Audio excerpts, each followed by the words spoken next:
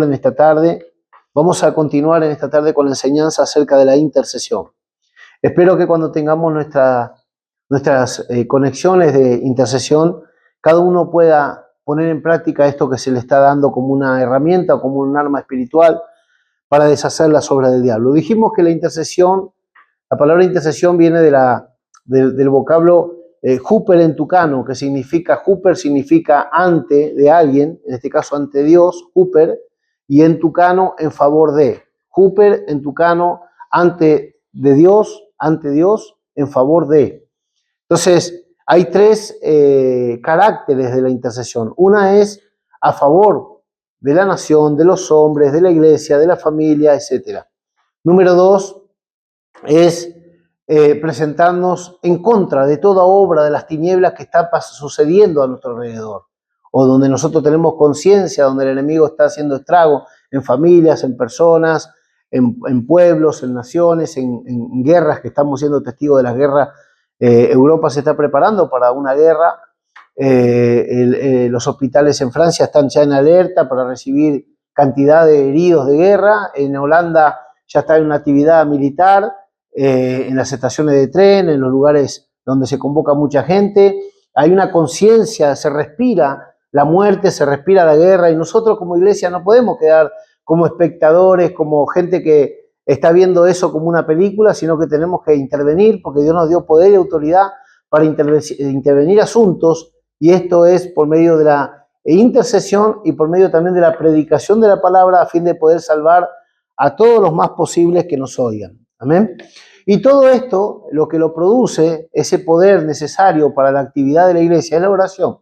Sin oración, sin intercesión, sin una comunión íntima con el Padre, sin una adoración sincera, profunda, íntima con el Señor, nos quedamos desprovistos de poder, de fe, de ganas. Entonces nos quedamos apáticos, nos quedamos deslumbrados por lo que nos rodea, nos desanimamos, empezamos a hablar como la gente que no tiene ninguna esperanza, porque los problemas están, y más allá de nuestras situaciones personales, más los problemas que se avecinan, nos encontramos que esos gigantes cada vez se nos hacen más grandes, ¿no? Adelante nuestro. Pero el Señor dijo, si tuvieras fe como un grano de mostaza, le dirías a este monte, quítate y échate en la mar, y ese monte se movería. Entonces, hoy tenemos mucho más recursos que tiempo atrás, donde nuestros hermanos, consiervos, donde la iglesia de hace unos 30 años atrás, 20 años atrás, 50 años atrás, no tenían tanta información bíblica como ahora, no tenían tanto material, tanto conocimiento, tanto acceso a la información, pero sin embargo la iglesia era más práctica. La iglesia vivía en ayuno, vivía en oración, vivía en vigilia, vivía en intercesión, vivía en tiempos de alabanza continua, vivía haciendo campaña evangelística, y hoy nosotros nos hemos conformado al vano conocimiento, nos hemos conformado a la información teórica, nos hemos conformado a ver un tiempo videos o escuchar prédicas, pero nos hemos conformado a llenar el intelecto, la cabeza de información, pero no nos hemos formado como los soldados que Dios necesita para la guerra. Entonces tú aprendiendo de recetas no te alimentas, tú te alimentas comiendo. Entonces la receta es una buena temática, una buena manera de perfeccionar tu cocina, pero si tú no mezclas los ingredientes y no lo elaboras y no lo pruebas y no lo comes, no lo degustas, se queda en el papel. Y hay mucho evangelio en la tinta, en el papel, pero hay poco evangelio en la vida.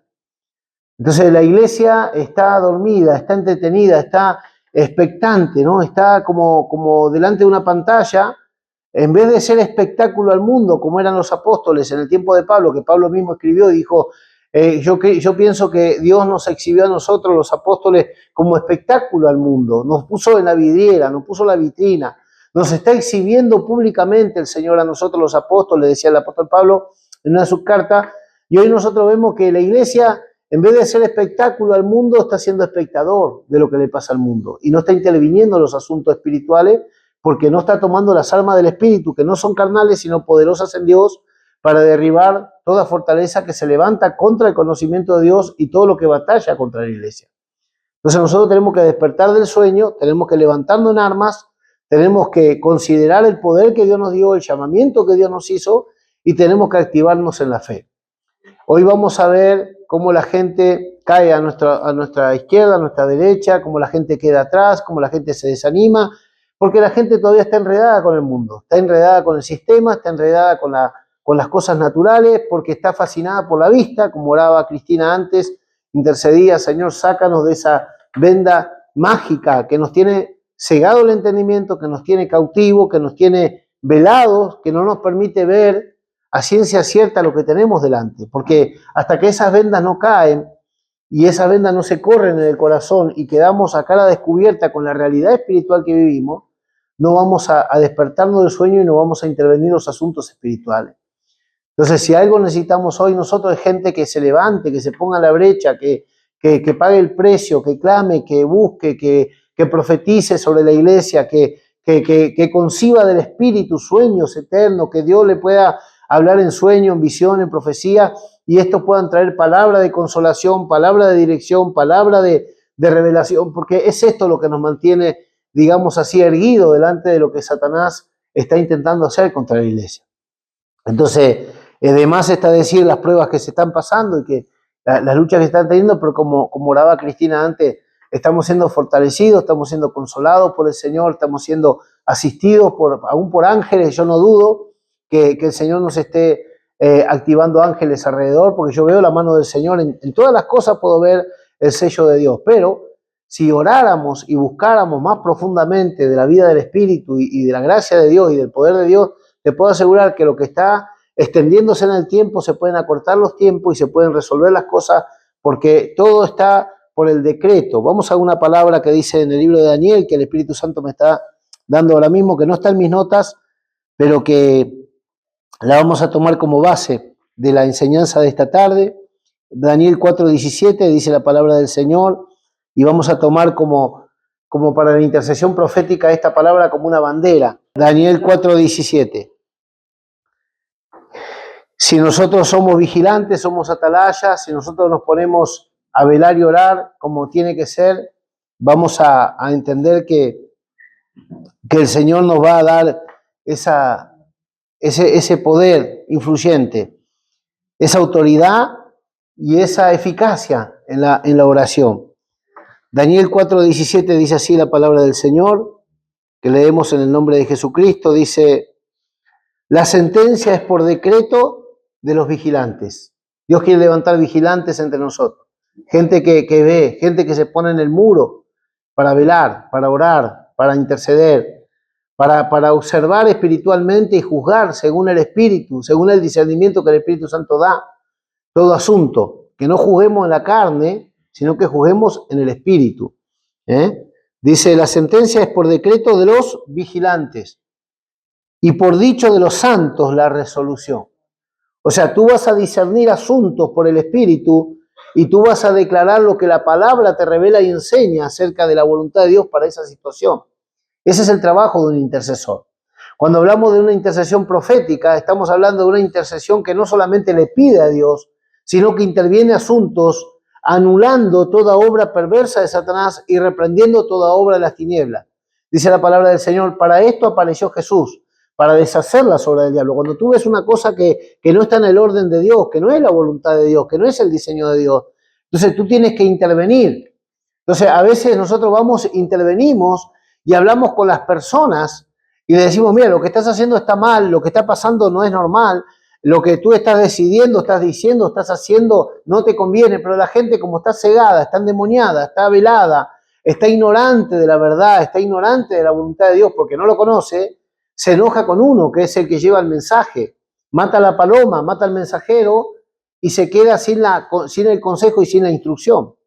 Pero cuando los apóstoles oraban y clamaban, cuando la iglesia empezó a ser perseguida, en Hechos capítulo 4, dice la palabra del Señor que ellos oraban así: Señor, haz cuanto tu mano y tu consejo había antes determinado hacer en este tiempo. O sea, la mano de Dios y el consejo de Dios van juntos. O sea, nunca el Señor va a obrar si nosotros no aceptamos la enseñanza. Por eso Jesús liberaba, sanaba, restauraba, glorificaba el Padre, su ministerio con el sello del Espíritu Santo, hacía milagros, resucitaba gente, pero siempre Jesús dejaba una enseñanza, porque la mano y el consejo van juntos. La gente quiere la bondad de Dios, la mano de Dios, pero no quiere el consejo. La gente quiere la benevolencia de Dios, pero no quiere la exhortación, ni el cambio, ni la confrontación con su pecado, con su rebeldía. Entonces, poco podemos obtener de un Dios Padre misericordioso si no aceptamos también el corazón paterno. Cuando nosotros vemos el carácter apostólico en los siervos de Dios, en la iglesia en sus primeros tiempos, nosotros vamos a ver que los apóstoles derramaban su corazón en la obra. Los apóstoles se daban y daban el consejo paterno a la iglesia. Hoy se ve la carencia porque no se cree, no se acepta la restauración del ministerio quíntuple en muchos lugares. Entonces, al no reconocer la paternidad apostólica, al no reconocer la autoridad apostólica, al no reconocer la cultura apostólica de la iglesia, estamos carentes de tantas cosas.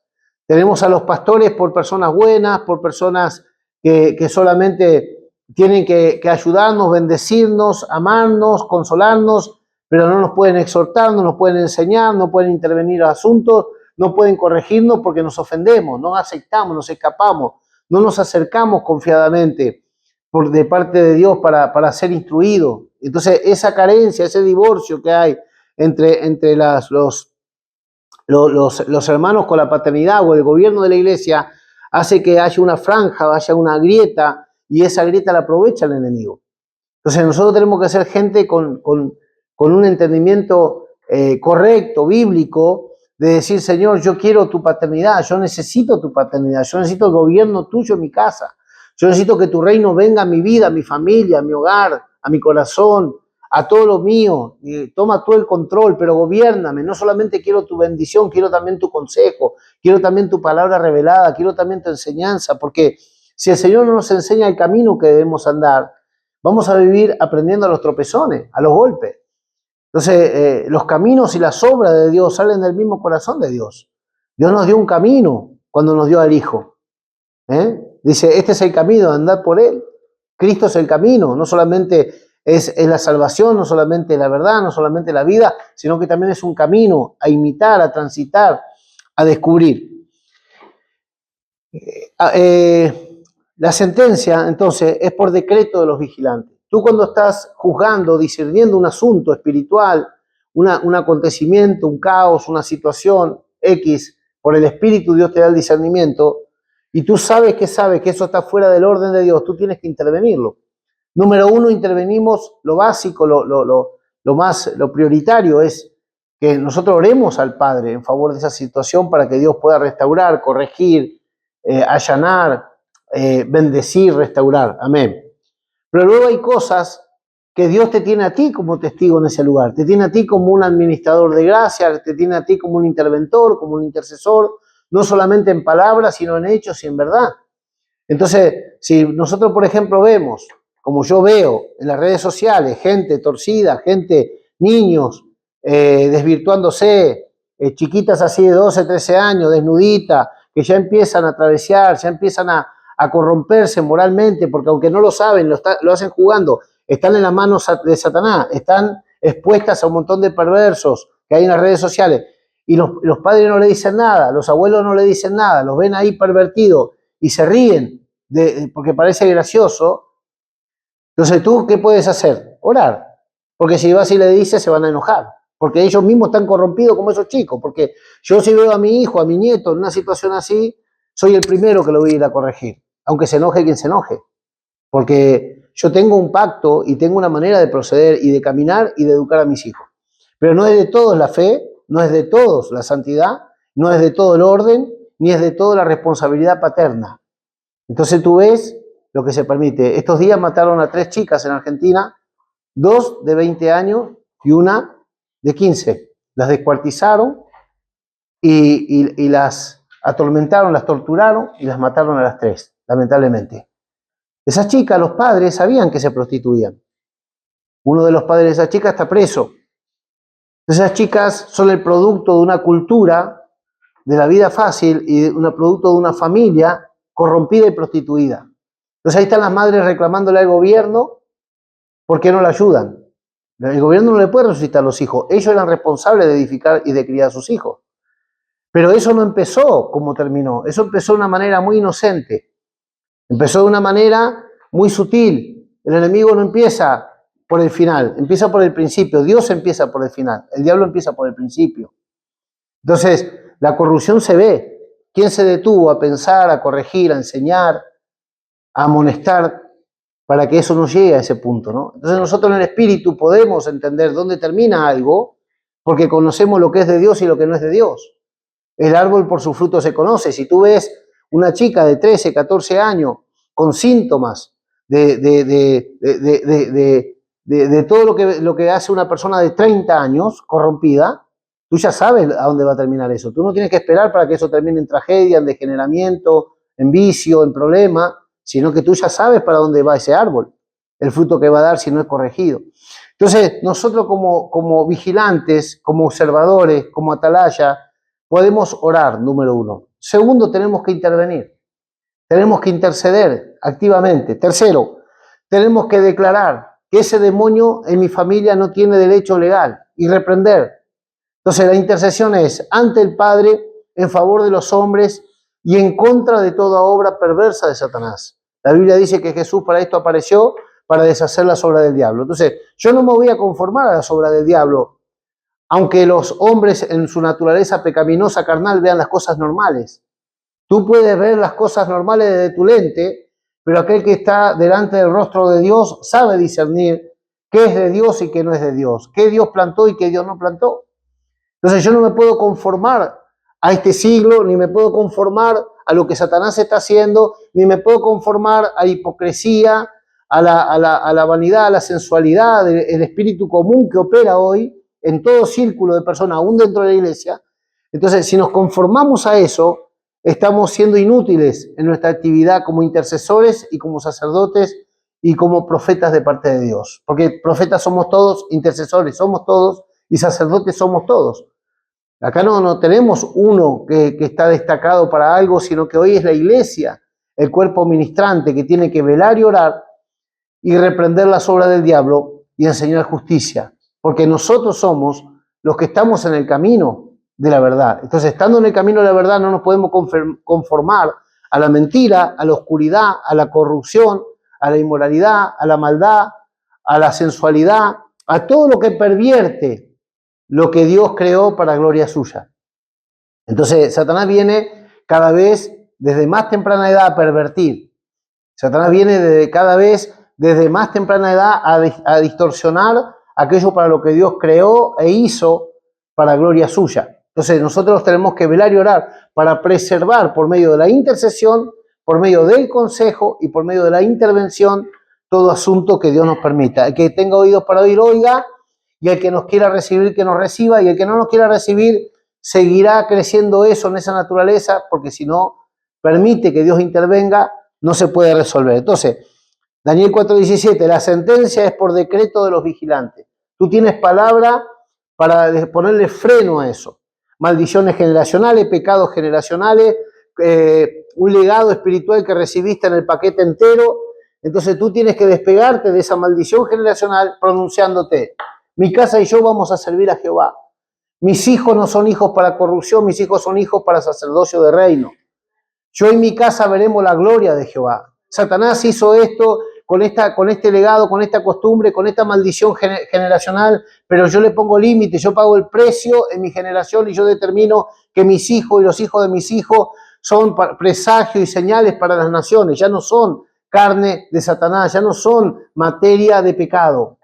Y eso lo determinamos nosotros, la sentencia está en nuestra boca y en nuestra actividad espiritual, que es la intercesión y es el consejo continuo, amonestando de parte de Dios y estorbándoles el pecado a los nuestros.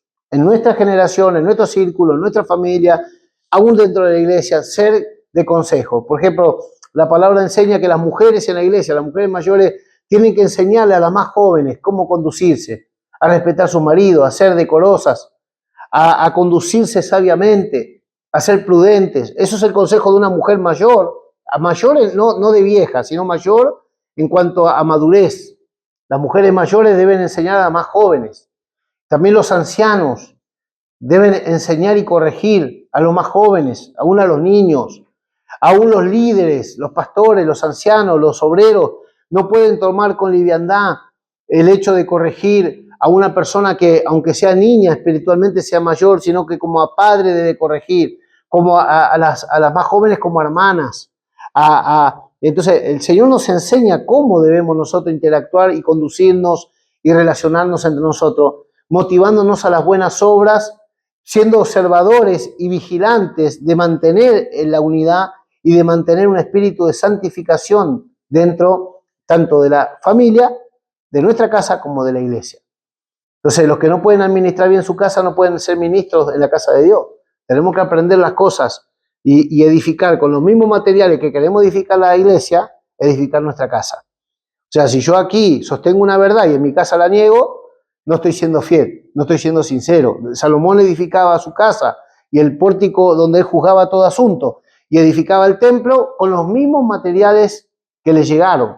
Entonces tú ibas a la casa de Salomón, veías los mismos materiales que había en el templo, veías en el pórtico donde él discernía y juzgaba todo asunto, estaban hechos con los mismos materiales que estaban en el templo. Entonces tú tienes que juzgar, como en la iglesia, en tu casa. Como en tu casa, discernir lo que está operando para poder ser de ayuda, de consejo, y con una intervención de poder por el buen testimonio, ser oído para corregir, para preservar, para salvar, para restaurar lo que tenés alrededor. Ya te digo que uno no necesita ver mucho para darse cuenta de lo que opera, pero uno tiene que mantenerse primeramente apartado del mal y segundo vigilante y activo en el espíritu para poder despegarse de eso y al mismo tiempo ser una mano extendida en favor de los que tengan oídos para oír. Ahora sí, vamos a Apocalipsis capítulo 5. Apocalipsis capítulo 5, vemos acá al vencedor. Nosotros somos más que vencedores porque el Señor hizo vencedor a su Hijo. Y en el Hijo hoy somos todos más que vencedores juntamente con Cristo. Dice Apocalipsis capítulo 5, el rollo y el cordero. El apóstol Juan escribe esta carta, este libro de la revelación de Cristo, el Apocalipsis. Y dice Apocalipsis capítulo 5, verso 1, y vi en la mano, dice Juan, en la mano derecha del que estaba sentado en el trono, un libro escrito por dentro y por fuera, sellado con 7 sellos. Esos 7 sellos son los 7 espíritus de Jehová, o el Espíritu Santo que tiene 7 características. Y vi un ángel fuerte que pregonaba a gran voz, ¿quién es digno de abrir el libro y desatar sus sellos? Se preguntaba el arcángel aquel. ¿Quién es digno de abrir el libro que está sellado? ¿Quién es digno quién está en condición de poder hablar? Mira, mucha gente va a venir a criticarte, a desacreditarte cuando tú eres un testimonio a su conciencia y eres una confrontación a su pecado y eres, de alguna manera, eres un espejo a su maldad. La gente se irrita, la gente se levanta sin motivo contra ti porque resiste el espíritu que está en ti. No te resiste a ti, porque tú también eres, como yo, un ser de carne y sangre, pero adentro nuestro hay un espíritu diferente. Y lo que resisten no es a José, a Nancy, a Priscila, lo que resisten es el espíritu que está en nosotros. Hay un espíritu diferente al mundo, y eso es lo que resisten, eso es lo que huyen, eso es lo que rechazan, eso es lo que aborrecen, eso es lo que maldicen muchas veces. Porque eres un testimonio, como lo fue Noé en su generación. Dice que Noé, mientras él edificaba el arca, era un pregonero de justicia. Nadie le creía, todos se burlaban de Noé, todos rechazaban a Noé, todos criticaban a Noé, se burlaban de Noé, porque Noé con su testimonio de fe y su edificación estaba siendo un juez para su generación. Y eso se revela después. En ese momento, vete a saber lo que pasó Noé, mientras él edificaba algo conforme a la obediencia de lo que Dios le reveló.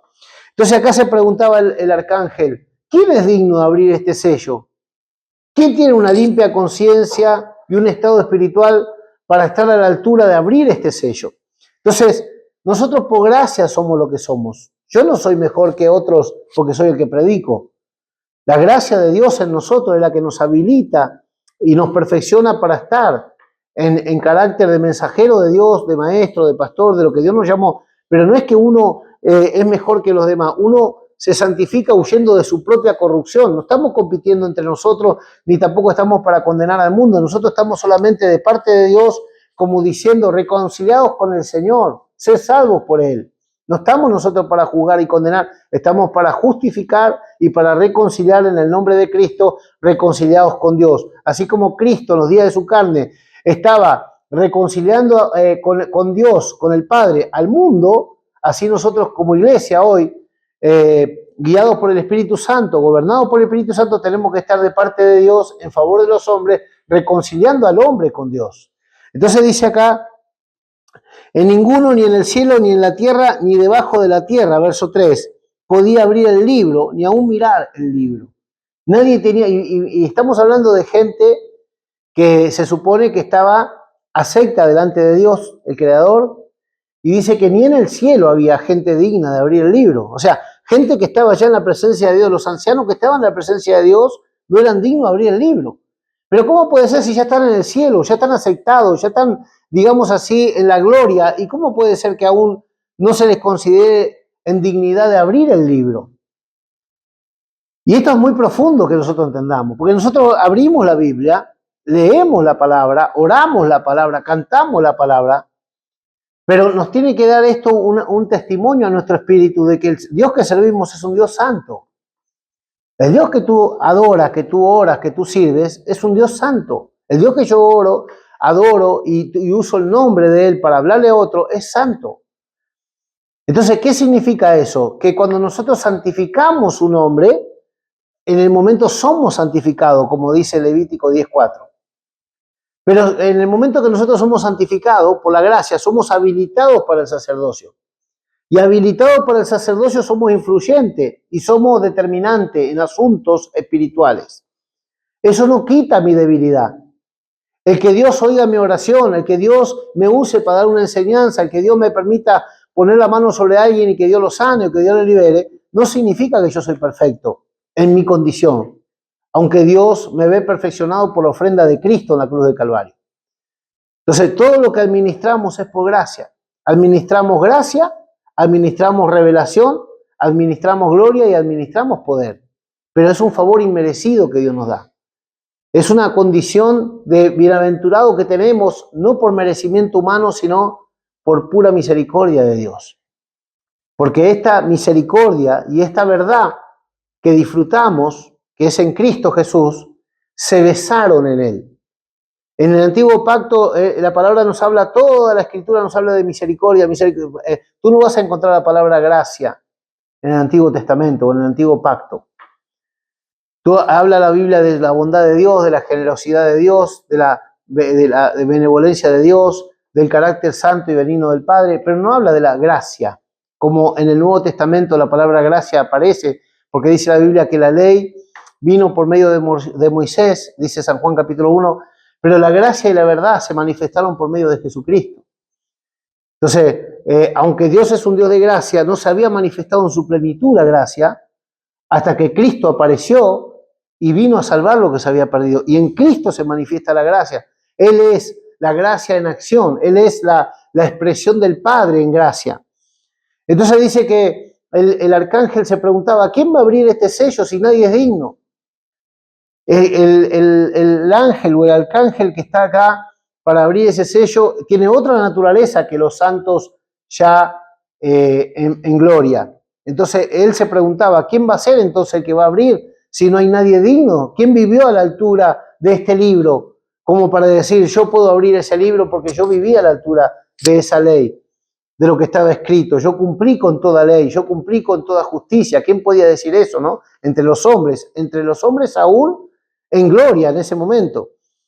Dice el apóstol Juan, y yo lloraba mucho porque no se había hallado a ninguno digno de abrir el libro, ni de leerlo, ni de mirarlo. Tú imagínate que tú ahora tienes una oportunidad única, un privilegio. Yo tengo un privilegio de poder escudriñar las Escrituras, de poder abrir el libro. Juan está diciendo que él en la visión vio que nadie era digno de abrir el libro sellado ahí arriba. A nosotros se nos dio la ley del Espíritu de vida que en Cristo Jesús nos libró de la ley del pecado y de la muerte, que es la palabra viva del Evangelio. A nosotros se nos dio la gracia de poder escudriñar la Escritura, de conocer al Padre en sus dichos, en sus acciones, en la obra del Espíritu. Tú y yo tenemos un privilegio que tenemos que disfrutar y aprender a usar bien, porque es la gracia que Dios nos da de participar en su obra, en la actividad de la intercesión, de la adoración, de la predicación de la palabra, etc. Entonces dice acá el verso 4 de Apocalipsis 5, y lloraba yo mucho porque no se había hallado a ninguno digno de abrir el libro, ni de leerlo, ni de mirarlo. Porque nadie estaba a la altura, nadie había vivido conforme al libro. Eso significa. Y uno de los ancianos me dijo, no llores, he aquí que el león, con mayúscula, de la tribu de Judá, ese es Cristo, la raíz de David, del cual viene David en su linaje, Cristo, ha vencido para abrir el libro y desatar sus 7 sellos. Y miré y vi que en medio del trono y de los 4 seres vivientes y en medio de los ancianos estaba en pie un cordero, y ese es Jesucristo, resucitado, glorificado. Estaba en pie un cordero como inmolado. Inmolado significa sacrificado ya, que murió por nosotros pero resucitó, y estaban todas las marcas de la tortura que él padeció en la cruz del Calvario. Entonces él, como una víctima que resucitó, pero que tiene todavía las marcas en el cuerpo por causa de nuestros pecados y nuestras enfermedades y nuestras maldiciones, él como vencedor está ahí con las evidencias de haber participado del castigo de nuestra paz y haber sobrevivido, haber resucitado y haberse levantado con poder, y ahora está ahí. Y dice, tenía los 7 cuervos, los 7 cuernos y los 7 ojos, los cuales son los 7 espíritus de Dios, o las 7 características o virtudes del Espíritu Santo, enviado por toda la tierra. Y vino y tomó el libro de la mano derecha del que estaba sentado en el trono. Y cuando hubo tomado el libro, los 4 seres vivientes y los 24 ancianos se postraron delante del Cordero, delante de Cristo glorificado. Dice, y todos tenían arpas y copas de oro llenas de incienso. Las arpas hablan de la adoración y las copas hablan de las oraciones de los santos. Las copas de oro llenas de incienso significa las copas donde tus oraciones, las mías, la intercesión es nuestra, continuamente están subiendo como un aroma agradable al Padre y están siendo depositadas en esas copas. Hay oraciones que tienen que ser persistentes. La Biblia dice que nosotros tengamos una oración persistente o una oración continua.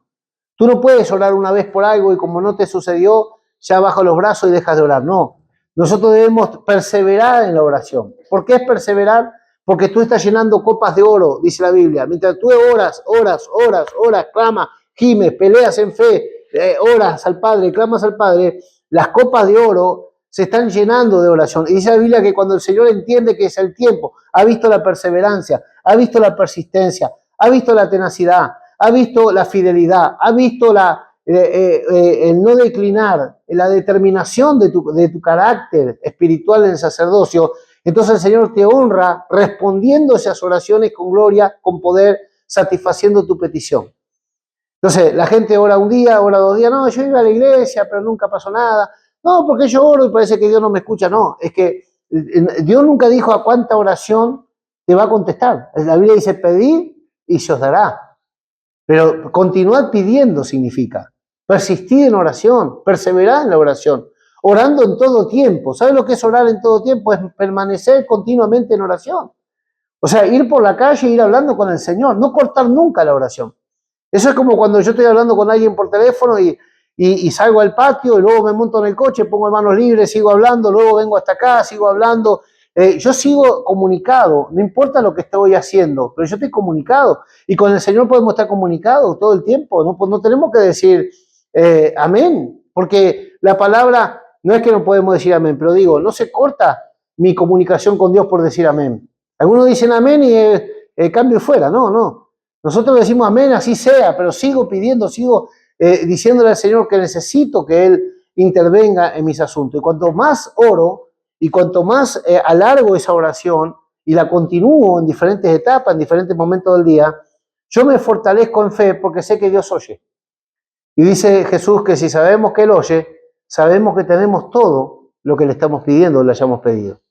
Entonces, tú no te des por vencido porque oraste y no viste. Porque no se trata de tu tiempo, se trata que en el tiempo de Dios vas a tener la respuesta. Entonces dice, todos tenían arpas, copas de oro llenas de incienso, que son las oraciones de los santos. Fíjate, que son las copas de oro que tenían las oraciones tuyas y mías. Tus oraciones no están cayendo en un saco roto, tus oraciones están yendo a la presencia de Dios y están llenando vasos, copas, que luego el Señor vuelca, dice, verso 9, y cantaban un nuevo cántico diciendo, digno eres de tomar el libro y de abrir sus sellos, porque tú fuiste inmolado. Fíjate, a Jesús se le está dando ahora el derecho de él tomar y abrir el libro. ¿Por qué? Porque él está viendo, el ángel está viendo cómo Jesús sí lo logró, sí aprobó para abrir ese libro. Muchas veces el enemigo va a venir a nosotros a cuestionar nuestra autoridad o nuestro derecho legal de hablar la verdad. Entonces tú vas a darle un consejo a alguien y te va a decir, ¿tú qué vienes a decirme si tú también? Y el diablo te va a acusar, porque él es el acusador de los hermanos. Él es profesional en acusar, en desacreditar, en intentar avergonzarnos, dejarnos sin efecto en nuestro testimonio, en nuestro consejo. El diablo es un mentiroso, él está descalificado, tú estás en el lugar que él quisiera estar. Por eso el diablo viene a acusarnos y a desacreditarnos, porque él perdió todo privilegio, él perdió toda autoridad, él perdió toda dignidad. Él perdió toda preeminencia entre los arcángeles. Hoy nosotros en Cristo tenemos toda la prioridad. Hoy somos las primicias del Espíritu que estamos en la tierra. Entonces el enemigo aborrece, odia y rechaza esa condición que tenemos ahora como hijos y herederos. Entonces acá se le reconoce a Jesús y se le dice, porque tú fuiste inmolado y con tu sangre nos has redimido para Dios, de todo linaje, de toda familia, de toda lengua, de todo pueblo y de toda nación, de toda cultura. El Señor tomó una porción y juntó de todo lugar, de toda generación, e hizo la iglesia por medio de esa sangre. Entonces el verso 10 dice de Apocalipsis 5, y nos has hecho para nuestro Dios reyes y sacerdotes. El Señor nos llamó de toda nación, de toda tribu, de toda lengua, de toda etnia, de toda época. El Señor nos reunió en Cristo y ahora nos ha hecho reyes y sacerdotes para Dios. Y dice, y reinaremos sobre la tierra. ¿Dónde reinaremos? Sobre la tierra. ¿Dónde tienes tu autoridad? Sobre la tierra. Claro que acá la palabra está hablando después del milenio, donde ya Cristo va a venir y va a reinar y todo lo demás. Pero nosotros acá tenemos la palabra de que nosotros somos las primicias. Entonces, de alguna manera estamos nosotros anticipados los tiempos, dando las primeras señales de lo que sucederá. Somos señales proféticas. Por ejemplo, tú puedes vivir ahora en un reino de paz y de justicia, aunque todavía Cristo no está gobernando en su plenitud las naciones. Pero si tú estás en el reino de Dios, si nosotros hemos nacido de nuevo y vimos y entramos al reino de Dios, nosotros tenemos una cierta parte que estamos palpando, tocando anticipadamente de lo que va a ser en su plenitud cuando Cristo gobierne todas las naciones. Dice la Biblia que la gloria de Dios llenará toda la tierra como las aguas cubren la mar. Así será llena de la gloria de Dios toda la tierra. Entonces, hoy nosotros no vemos eso todavía, porque todavía no es el tiempo, no estamos en esa dispensación, pero nosotros estamos disfrutando las primicias de eso, las primeras evidencias de que eso es una verdad eterna. Entonces dice el verso 11, y miré y oí la voz de muchos ángeles alrededor del trono, y los seres vivientes de los ancianos, y su número era millones de millones, que decían a gran voz, el Cordero que fue inmolado, Cristo, es digno de tomar el poder, las riquezas, la sabiduría, la fortaleza, la honra y la gloria y la alabanza, y a todo lo creado que está en el cielo y sobre la tierra y debajo de la tierra y en el mar y de todas las cosas que en ellos hay, oí decir al que está sentado en el trono y al Cordero sea la alabanza, la honra y la gloria y el poder por los siglos de los siglos. Amén. Y los 4 seres vivientes decían amén. Y los 24 ancianos se postraron sobre sus rostros y adoraron al que vive por los siglos de los siglos. Entonces vemos que cuando hay dignidad, tú tienes la dignidad de hijo, yo tengo la dignidad de hijo. Cuando nosotros tomamos de esa dignidad que Dios nos da, hay autoridad. Y Dios nos empieza a hacer justicia. Porque fíjate, Jesús ya estaba resucitado en esa visión estaba sentado en el trono, pero sin embargo, hasta que ellos no reconocieron la dignidad del Hijo, no le atribuyeron la honra, la gloria, el reconocimiento. Entonces, cuando en ti se descubre la dignidad de hijo y de hija de Dios, empieza a ordenarse todo lo que es un caos alrededor tuyo. Por eso Dios, la palabra restaurar es volver al principio, volver otra vez al modelo original de la dignidad para el cual tú y yo fuimos creados en Cristo. Entonces, cuando hay restauración, hay un acomodamiento de todas las cosas que están desordenadas, vacías y a oscuras en nuestra vida. Entonces, ¿cuándo yo sé que Dios está restaurando mi vida? Cuando se restituye la dignidad. Entonces, el enemigo, como dije antes, quiere desde la niñez confundir a los niños, a los jóvenes, a los adolescentes, trastornarles su identidad sexual, trastornarles su identidad moral, trastornarles su condición de integridad con el cual nacen, aunque nacen todos bajo pecado, los hombres todos nacemos bajo pecado, pero sin embargo en muchos está intacta la inocencia todavía, pero el enemigo viene a temprana edad a corromper, a confundir, a atemorizar, a desfigurar la imagen del ser humano que está, digamos así, exhibiendo la imagen misma del Señor. Entonces, Satanás viene a trastornar, viene a producir caos, viene a violentar esa seguridad, ese amor propio, esa dignidad.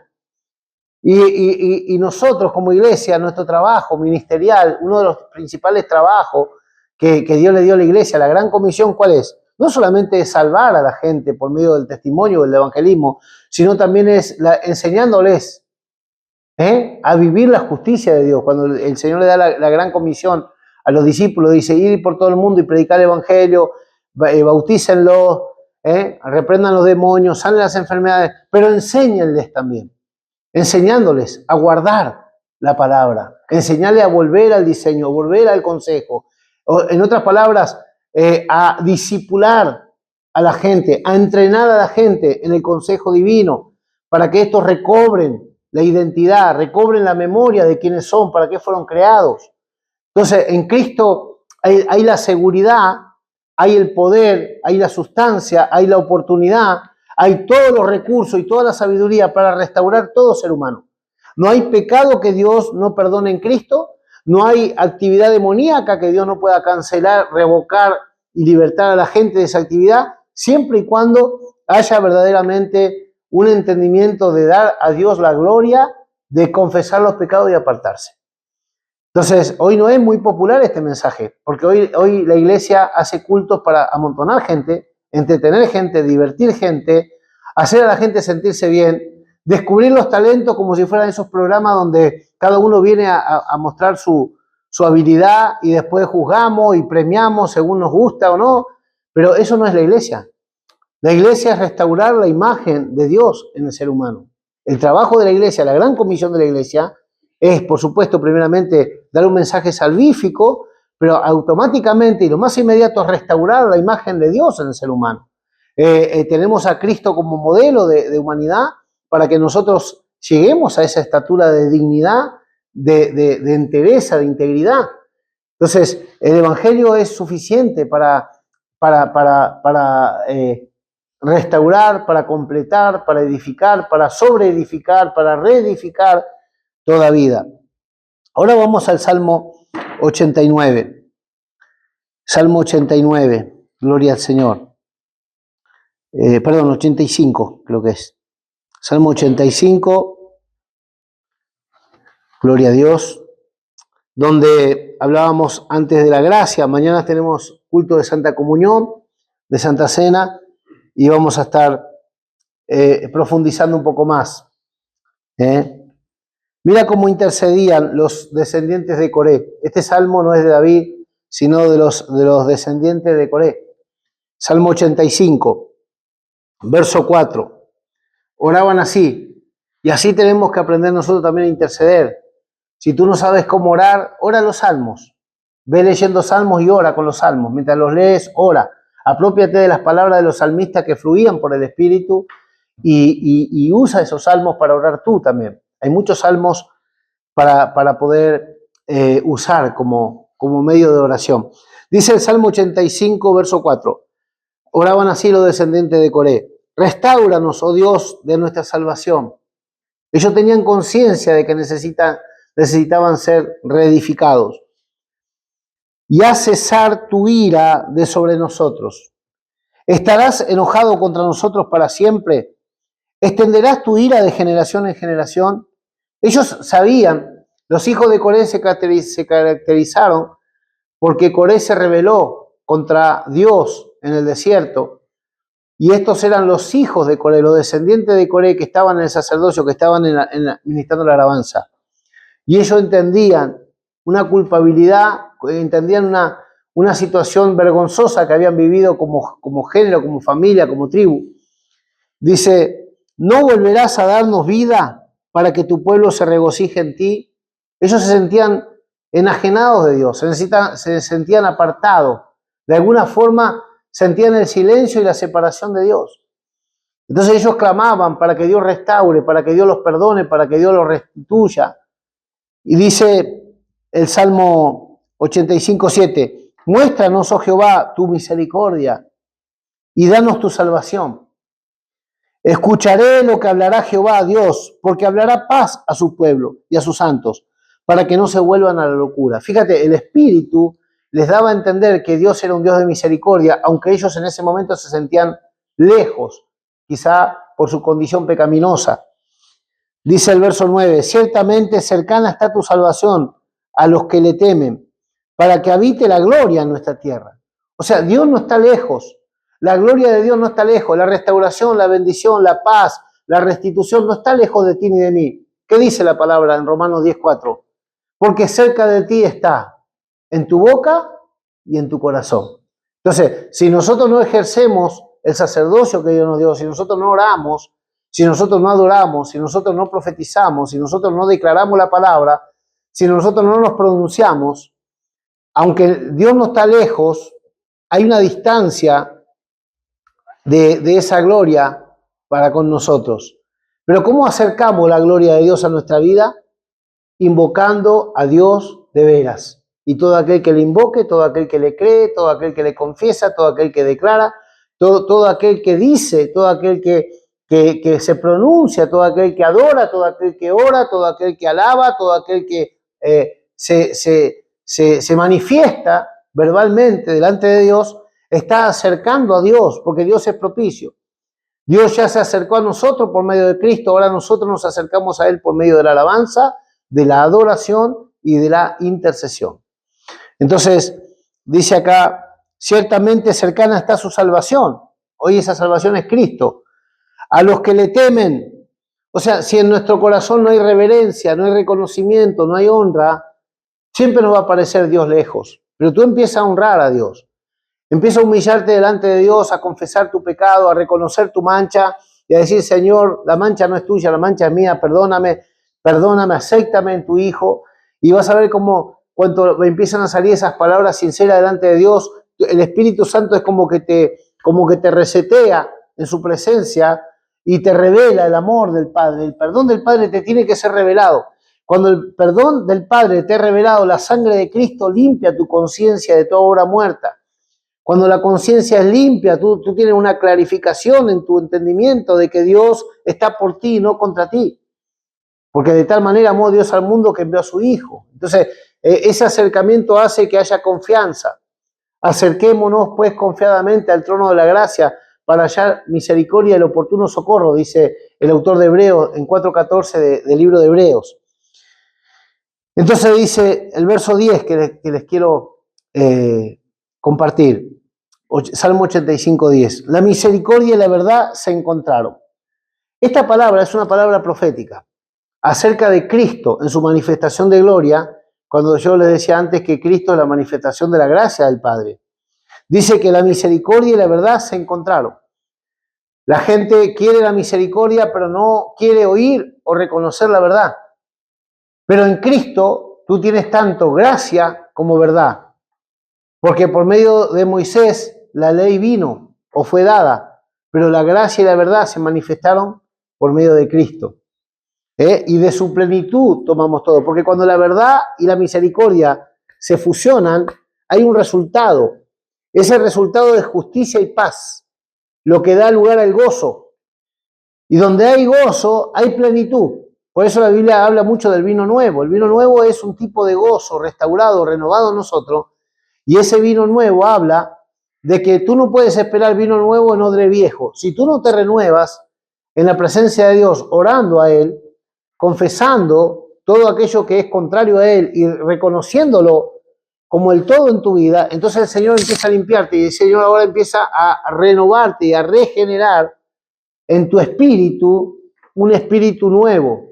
Y en ese renuevo, en su presencia, lo que se produce es que como cuando se limpia un tubo, una manguera, un circuito donde primeramente está saliendo todo el agua sucia y luego el agua limpia empieza a correr, a fluir por dentro hasta que el agua es pura.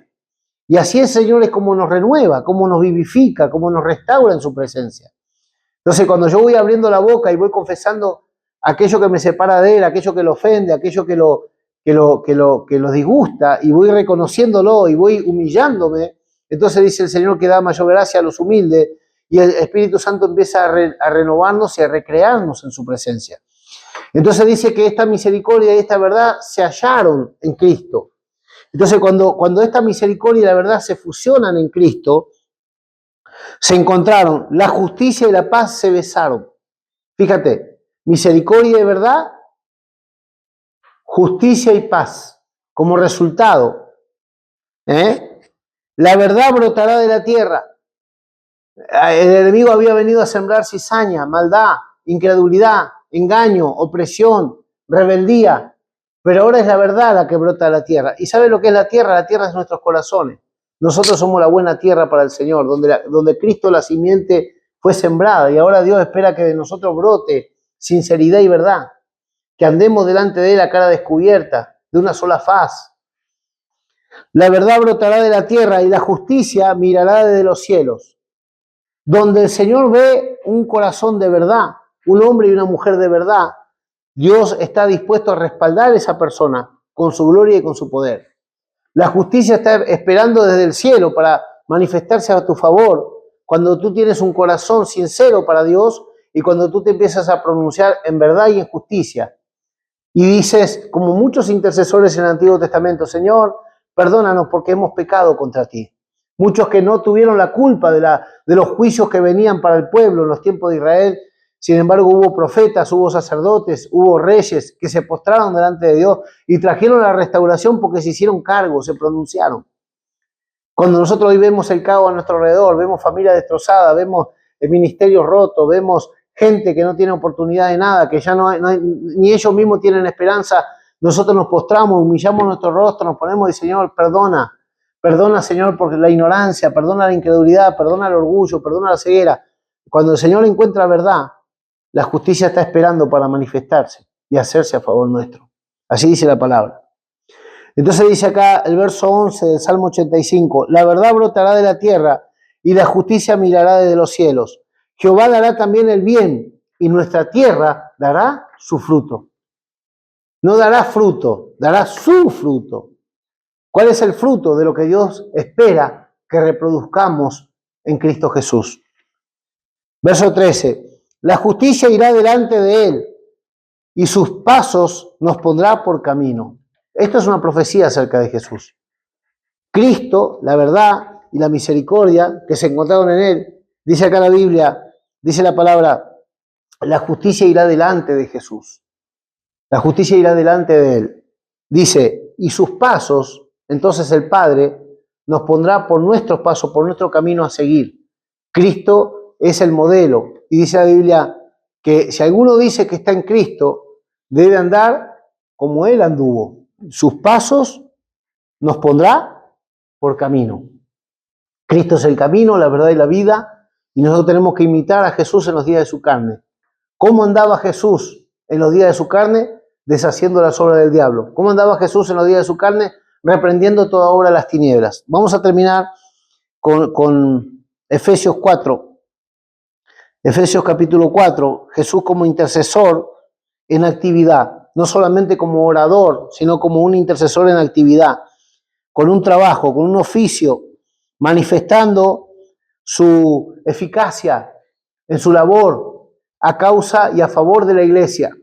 Mira, Efesios 4, verso 13 en adelante, leemos y vamos a cerrar esta tarde la enseñanza con este pasaje. Efesios 5 es. Efesios 5, gloria al Señor. ¿Cuánto están entendiendo? ¿A cuánto le motiva para orar esto?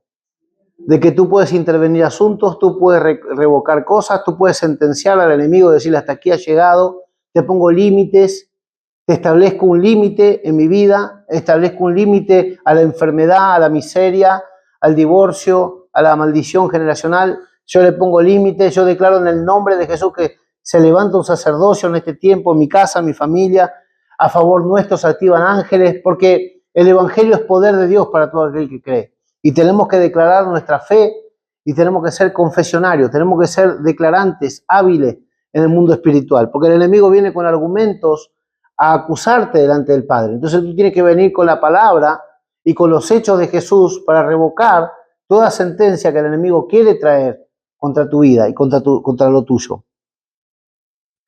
Vamos a leer Efesios capítulo 5. Dice, vamos a leer desde el verso 8 de Efesios 5. Porque en otro tiempo erais tiniebla, mas ahora soy luz en el Señor. Antes nosotros éramos víctimas de todo lo que el diablo hacía y quería hacer con nosotros. Hoy nosotros, como hijos de Dios, le ponemos límite al enemigo. Porque en otro tiempo, Efesios 5:8, en otro tiempo erais tinieblas. No había diferencia entre tú y lo mal que ves el mundo hoy. Tú eras parte de ese mundo, tú eras parte de ese imperio de tinieblas, tú eras parte de esos hijos de maldición. Eras parte de los enemigos de Dios en la tierra. Porque en otro tiempo erais tiniebla, mas ahora sois luz en el Señor. Andad como hijos de luz. ¿Y cómo andan los hijos de luz? Porque el fruto del Espíritu es en toda bondad, justicia y verdad. Lo que produce el Espíritu Santo en una persona que se dice ser cristiana, si la persona es cristiana tiene que tener esta señal. Número 1, tiene que ser bondadosa. Tú no vas a interceder por nadie que no sientas compasión y bondad por ella. O sea, yo te puedo decir, mira, te pido que ores por esta persona. Tú puedes orar un ratito, pero tú no vas a tomar la carga como de parte de Dios para sobrellevar la carga de esa persona si no hay bondad, si no hay misericordia, si no hay piedad.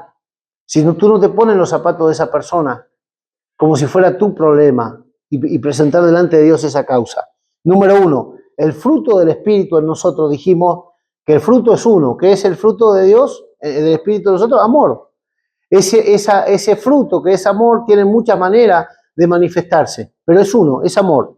Si tú no tienes amor, no puedes tener bondad. Si tú no tienes amor, tampoco puedes hacer justicia, porque el amor dice que no se envanece. El amor no busca lo suyo. El amor no está mirando salirse con la suya. El amor es equitativo, es parejo. Entonces, si tú tienes el fruto del Espíritu, que es el amor, tú vas a manifestar de una característica también en justicia. Vas a ser equitativo, equitativa, vas a ser justo dentro de lo posible. Y también el fruto es verdad, porque el amor es de Dios, Dios es amor. Y la verdad es de Dios, no está reñido el amor con la verdad, es la misma esencia, la misma naturaleza. Es un compuesto de Dios. Entonces, amor, bondad y verdad sale de la misma raíz que es Dios mismo. Entonces, esta es la característica de toda persona que nació de nuevo y que tiene el sello de Dios. Tiene bondad, tiene justicia y tiene verdad. Como yo dije acá muchas veces, cuando hablamos de justicia, hablemos de cómo nosotros le hacemos justicia a Dios, reconociéndolo en todos nuestros caminos y teniéndolo por soberano, como Él es, porque Él nos creó y no nos hicimos nosotros mismos. Entonces, si yo digo que soy justo y no le doy la soberanía de mi vida a Dios, estoy mintiendo, porque Dios es el primero que tiene que tener la preeminencia en mí. Número 1. El verso 10 de Efesios 5 dice, comprobando lo que es agradable al Señor. Tú tienes que comprobar si lo que tú estás viviendo es agradable a Dios. Tú tienes que comprobar en oración si lo que tú estás callando o estás diciendo es compatible con lo que Dios te revela y lo que Dios demanda de ti. Yo tengo que comprobar si yo estoy viviendo en este tiempo en la voluntad del Padre, porque puede que no tenga un pecado en evidencia en mi vida, pero puede que yo no esté en el eje de la voluntad de Dios. Es la voluntad de Dios que yo me mude, es la voluntad de Dios que yo en este tiempo decida hacer tal cosa, es la voluntad de Dios que yo, es la voluntad de Dios, es mi voluntad. Entonces tú puedes ser no un pecado y puedes estar en contra de lo que Dios ya ha determinado para ti.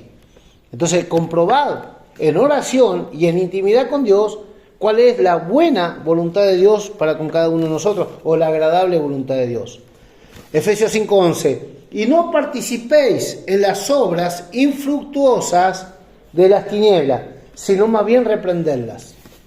Fíjate, nosotros estamos rodeados de maldad, estamos rodeados de hipocresía religiosa, estamos rodeados de humanismo, de egoísmo, de egocentrismo, de rebeldía, de orgullo, de inmoralidad sexual, de perversión, de codicia necia, de avaricia. Respira la gente toda esta porquería, porque están en el corazón del hombre. Pero si yo soy hijo de luz y soy hijo de Dios, aunque yo era tiniebla en otro momento y ahora soy luz, yo tengo que manifestarme como lo que soy en Cristo, no como lo que era o como lo que me rodea o como lo que es común en esta sociedad, en esta cultura y en este siglo. Nosotros no podemos seguir en la corriente del siglo, porque todas las mujeres van desnudas por ahí, las hijas de Dios van desnudas por ahí, porque esto es normal, cambiar de novio cada 5 minutos, total, es normal, nadie me va a decir nada porque es común acostarse con una persona que no sea mi marido, es normal. Así se obtienen cosas, así se corta camino, así se gana tiempo. Pues tú no te puedes llamar hijo de Dios entonces, porque el fruto o la obra no es de Dios. Lo que es de Dios es la santidad. Entonces nosotros tenemos que hablar las cosas como son. Este mensaje no va a ser popular para todo el mundo, pero la Biblia enseña así. Yo quiero la gloria de Dios, yo no quiero una religión que me auspicie mi pecado, yo quiero que la santidad de Dios me transforme. Y yo para esto tengo que crucificar mi carne y sus pasiones, y tengo que reconocer la mancha, y tengo que pedir perdón por todos mis errores, porque todos hemos pecado, no uno. Pero no podemos vivir en pecado, porque los hijos de Dios no pecan, porque el que peca deliberadamente no ha conocido a Dios. Entonces dice acá, no participéis en las obras infructuosas. ¿Cuáles son las obras? Fíjate que uno es el fruto y otras son las obras. Cuando habla de carne, cuando habla de humanidad, de pecaminosidad, cuando habla de la humanidad caída, de la humanidad pervertida, habla de una obra, un trabajo que se hace continuamente, un producto que sale de la elaboración, de la fusión del hombre en unidad con el espíritu del mundo. La fusión del hombre caído, el hombre fuera de Dios, con el espíritu del mundo que lo gobierna, la mentalidad del siglo, el espíritu del siglo, como resultado da obras muertas. Esas obras muertas son que no te dan ningún buen resultado, son infructuosas, no hay ningún provecho en ello. Eso significa. Pero los que tienen la vida del Espíritu dan fruto para paz, dan un fruto de provecho, dan justicia, verdad y bondad como resultado de sus caminos. Entonces nosotros tenemos que reprender, y acá viene cuando nos tenemos que dejar que la misma corriente del Espíritu nos permita una confrontación, donde tú te declaras hijo de Dios en luz, y tú vas a tener la gente que está acomodada a la tiniebla, que le molestes, y que se te va a levantar en armas, te va a murmurar, te va a criticar, te va a rechazar, te va a desprestigiar, te va a embarrar, te va a desacreditar, porque la gente que tenga sus obras en la oscuridad, dice San Juan capítulo 1, cuando la luz viene, muchos que están conformados de esa tiniebla no van a querer que su tiniebla les sea descubierta para alumbramiento. Van a querer justificar su tiniebla. Entonces cuando ven luz en tu vida te escapan. Pero aquellos que sus obras están en luz vendrán corriendo a la luz que tú tienes para confirmar que están en la luz, para chequear que están en la luz y para poder ver que si hay tiniebla en ellos sea alumbrada esa tiniebla y se han corregido y se han perfeccionado por medio del testimonio. Entonces dice acá, no participéis en las obras infructuosas de las tinieblas, sino más bien que reprenderlas. Reprendemos toda obra de las tinieblas, declaramos y denunciamos el pecado, denunciamos la inmundicia, denunciamos donde el Espíritu Santo nos está revelando que hay una actividad diabólica encubierta, denunciamos toda opresión y toda hipocresía religiosa. Mira, en Mateo capítulo 23, creo que es el verso 13, Jesús hizo una denuncia contra el fariseísmo de su época y dijo, la peor maldición que producían los fariseos, ¿sabes cuál era? que ni entraban al reino ni dejaban entrar a otros. Cuando nosotros como cristianos somos hipócritas, somos de doble ánimo, somos cambiantes, somos de doble faz, en el culto somos una cosa y fuera del culto somos otra cosa, verbalmente somos todos maestros, pero después en la práctica no queremos saber nada con el consejo de Dios. Eso hace que muchos no entren al reino de Dios por nuestro testimonio. Jesús denunció el fariseísmo y le dijo: ustedes ni entran al reino ni dejan entrar por su hipocresía religiosa, por su maldad. Ustedes no son un testimonio, no son una aspiración, una inspiración para otros. Ustedes son un tropiezo. Y Jesús dijo también que todo aquel que es tropiezo en el camino de Dios, más bien le fuera a atarse una rueda de molino, que era una piedra grande con la que molían, al cuello y echarse al fondo del mar, que caer en el juicio de Dios de ser tropiezo a las almas. Entonces hay muchas almas inconstantes alrededor nuestro. Y tú no eres tropiezo por decir la verdad, tú eres tropiezo por no decir la verdad. Porque la gente, aunque te escapa, aunque se esconde en su pecado, también espera una palabra de dirección, porque no ven, andan como ciegos. Entonces la gente necesita que alguien le diga: este es el camino, mira, esto está bien, esto está mal. Discierne, mira, vigila, ora, despierta del sueño, porque este camino te va a llevar a una perdición segura. La gente necesita profetas en este tiempo, la gente necesita advertencia, necesita centinelas que velen por ellos en oración, pero también en consejo. Entonces dice: porque vergonzoso es aún hablar de lo que ellos hacen en secreto. Bueno, ahora ya en secreto no se hace nada, ahora todo se agarra una cámara y toda la perversión que hay en el corazón se muestra al público. Ya en secreto casi no hay nada. No sé qué hay en secreto, quizás las buenas obras, porque son más en evidencia las malas obras que las buenas obras. Hoy vemos más porquería que cosas buenas. Tú no vas a ver muchas cosas buenas. De 10 videos que te aparecen, 8 son de perversión, de insinuación, de pudredumbre del corazón. No hay muchas cosas buenas que se publican. No hay muchos testimonios buenos que se dan a conocer. ¿Por qué? Porque el corazón del hombre hoy es público y vemos lo que hay. No, nadie nos tiene que contar. Entonces, nosotros debemos reprenderla y debemos pronunciarnos contra todo pecado. Porque vergonzoso es aún hablar de lo que ellos hacen en el secreto, que ya no es secreto. Mas todas las cosas, cuando son puestas en evidencia por la luz, en este caso por la palabra o el Espíritu Santo que da el discernimiento, son hechas manifiestas, porque la luz es lo que manifiesta todo. O sea, tú puedes considerar que estás bien hasta que entras a la presencia de Dios. Tú puedes creer que estás bien hasta que vas leyendo la palabra y la palabra te desnuda, te denuncia, te muestra tu condición, tu necesidad de Dios. O sea, mientras nosotros vivimos lejos de la palabra y de la presencia, podemos mantenernos con vicio, con maldad, con hipocresía religiosa, con inmoralidad, con una doble vida, porque de lejos no hay ningún problema. El problema es de cerca. ¿Sabes? Como una persona que huele mal. Tú la ves por allá, la saludas y no te enteras y está todo bien. En la foto tú no hueles la persona. El problema es cuando convives, cuando estás cerca, cuando tienes intimidad. Entonces, en lo espiritual es lo mismo. La gente está cómoda de lejos. Una vez yo fui a predicarle a alguien y me dijo: a mí no me interpeles. No sé, yo no te interpelo. El que te interpela es el Espíritu Santo que te está molestando ahora a ti. Yo no vine acá a juzgarte, yo vengo a decirte lo que es Cristo y lo que es la palabra. El que te interpela es tu conciencia delante de Dios, porque delante de Dios todos los pecados son manifiestos. Pero la gente se piensa que es uno. Yo no soy juez, yo no fui con el martillo de madera, yo fui con una Biblia. Pero ¿por qué la gente se siente acorralada? Porque sus obras están en la oscuridad, sus miserias están en evidencia cuando tú lo alumbras con la Escritura. Ahora, nunca es la voluntad de Dios alumbrarnos y dejarnos sucios o dejarnos muertos. La luz viene para vida, porque la luz y la vida en la Biblia es un sinónimo. Entonces acá dice: mas todas las cosas cuando son puestas en evidencia por la luz son hechas manifiestas, porque la luz es lo que manifiesta todo. Cuando tú tienes duda, cuando tú tienes una incertidumbre en tu mente, tú tienes falta de paz, ve a la palabra, ve a la oración.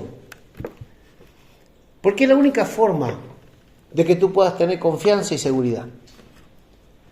¿Nosotros qué hacemos? Llamamos por teléfono a gente más carnal que nosotros, más ignorante que nosotros, más perdida que nosotros para sentirnos bien.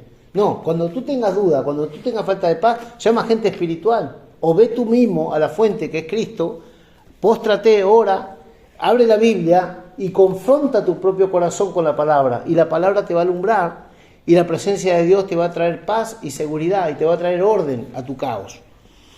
Verso 14, por lo cual dice, despierta tú que duermes, y levántate de los muertos. ¿Tú le puedes decir a un muerto que se levante de los muertos? No. Solamente Dios tiene ese poder para resucitar de los muertos. Nosotros, todavía yo nunca vi a alguien que levantó a alguien de un muerto. Pero acá dice la Biblia, a los que están en esa condición, que están considerados como muertos, siendo que tienen nombre de que viven. Hay muchos cristianos que tú le dices, y ellos son cristianos, tienen el Espíritu Santo, conocen a Jesús, te pueden dar testimonio, saben los cantitos, y de vez en cuando diezman. Pero acá la palabra dice que mucha de esa gente que se autonombra cristiana está como los muertos, está confundido entre los muertos. Porque está en pecado, y el que está en pecado está muerto para Dios. Entonces, hasta que no nos despertamos del sueño y no nos arrepentimos y no nos lavamos en la sangre y no nos reponemos en nuestra vestidura, estamos considerados como muertos siendo que tenemos nombre de que vivimos. Por lo cual dice, despierta tú que duermes y levántate de los muertos y te alumbrará Cristo. Si tú quieres despertar de ese sueño, Cristo te va a alumbrar y va a hacer la diferencia entre los vivos y entre los muertos. Si tú te quieres conformar a este espíritu, a este siglo, al mundo, a la corriente de este mundo, a la cultura en que vivimos, a la condición que aún están muchos santos de Dios en tiniebla, tú vas a estar contado como entre los muertos. Vas a vivir como una gente común, sin esperanza, sin pacto, sin promesa, sin herencia. Entonces tú decides cómo vivir. Entonces yo no puedo imitar la vida de gente que está en tinieblas. Yo tengo que imitar la vida de gente que está en luz. Y tengo que aceptar el consejo y el testimonio de gente que me puede ayudar a despertarme del sueño y a vivir entresacado de lo precioso de lo vil. Termino. Mirad pues con diligencia cómo andéis, no como necios, sino como sabios, aprovechando bien el tiempo, porque los días son malos. Entonces, tú tienes que redimir el tiempo, tú tienes que tomar del día una porción de tiempo para edificarte en lo personal. Tienes que tomar una porción del tiempo para comunicarte con Dios y tienes que tomar una porción del tiempo para perfeccionarte en Dios, tú mismo. Así como tomas tiempo en el baño para asearte, para pulirte, para vestirte, para decorarte, para ataviarte, así es en el espíritu. Este cuerpo, por mucho que le invertamos dinero, tiempo, este cuerpo se va deteriorando, se enferma, se duele, cambia, se envejece, pero el hombre interior se renueva de día en día y tú tienes que trabajar, así como trabajas lo exterior, tienes que trabajar lo interior. Tienes que tener tiempo con Dios en oración, tienes que tener tiempo en escudriñar la palabra, en edificarte espiritualmente, prepararte, porque los días son malos. Voy terminando. Por tanto, no seáis insensatos, sino entendidos en cuál sea la voluntad del Señor. No solamente es el culto. Tú tienes que conocer la voluntad de Dios para tus días, para tu vida, para tu futuro. Tú tienes que saber que estás de cara a lo que Dios te preparó. Tienes que estar confirmado en el Espíritu para lo que Dios ya trazó para ti. Yo no me levanto a la mañana esperando a ver qué va a pasar para vivir ese día. No, yo tengo una visión, yo tengo un propósito, yo camino en pos de algo en mi espíritu. Y aún así tengo que chequear muchas veces y tengo que confirmarme y tengo que animarme y tengo que orar para animarme porque muchas veces me desanimo. Aunque conozco la visión y sé a dónde voy, todavía me desanimo, me faltan fuerzas, me falta ánimo. Imagínate el que no sabe ni para dónde va, que se levanta a la mañana y le da todo igual. Y viene alguien a buscarlo y va, total no tiene proyecto de vida. Y si no pasa nada, no pasa nada. Y no hago nada. Porque no hay un propósito. La vida del Espíritu no es eso. La vida del Espíritu rige el mundo natural. Tú gobiernas desde el Espíritu lo natural. Entonces te golpea la puerta una enfermedad y tú tienes autoridad y poder y fe para reprenderla. Y batallas con eso hasta que Dios te da la victoria. Y viene una situación difícil, y viene una traición, y viene un dardo de fuego del maligno a tu vida, y vienen pensamientos, y vienen personas que te hieren, que te lastiman, bueno, y tú estás preparado porque tú estás de parte de Dios y Dios está contigo. Tú tienes comunión, tú estás revestido con una coraza de justicia. Y esto es, hermano, para preparar obreros, nosotros tenemos que tomar en serio el mundo espiritual. Tú no puedes ser un obrero y no saber que estás en una guerra, no conocer las armas que tú tienes, no saber a la esperanza que fuiste llamado y esperar salir en victoria contra los ataques y las acechanzas del diablo. Tú no puedes reprender obras infructuosas de las tinieblas cuando tú estás enredado en esas obras. Entonces tenemos que salir del imperio de las tinieblas al imperio de la luz determinantemente, definitivamente, y desde esa libertad y desde esa posición en Cristo, resistir, reprender y denunciar toda obra de las tinieblas. Entonces yo veo un asunto donde el enemigo está tomando ocasión, donde el enemigo está oprimiendo, está enfermando, está empobreciendo, está distrayendo, está desenfocando las almas, y me duele, porque yo sé el final de eso. La muerte no aparece así instantánea, la muerte tiene un proceso. Y hay mucha gente que está mordida y herida de muerte y no lo sabe. Donde Satanás ya le hirió de muerte. Es cuestión de días, de meses, para que caiga súbitamente espiritualmente. Entonces la gente, como no conoce la vida del espíritu, le parece todo igual. Si tú no sabes de medicina y no hay de un diagnóstico, tú puedes tener una enfermedad, pero como no te enteraste, no te das cuenta. Y en el mundo espiritual, ¿tú te crees que no es lo mismo? Donde el enemigo ya te mordió y donde no somos conscientes de lo que el enemigo está trabajando en oculto. Entonces lo que nos da el discernimiento es la facultad de reprender toda obra del enemigo y deshacer las obras del diablo, allí donde él entra encubiertamente, intervenir los asuntos. Por eso Dios quiere levantar un pueblo de sacerdotes intercesores, adoradores y evangelistas. Esos tres oficios tenemos que restaurar en la iglesia: intercesores, adoradores y evangelistas. Porque esos tres oficios son para preservar, para salvar y para mantener a la gente unida con el Señor. Porque el que se une al Señor, un espíritu es con Él. Amén. Amén. Vamos a orar. Nos ponemos de pie y oramos al Señor.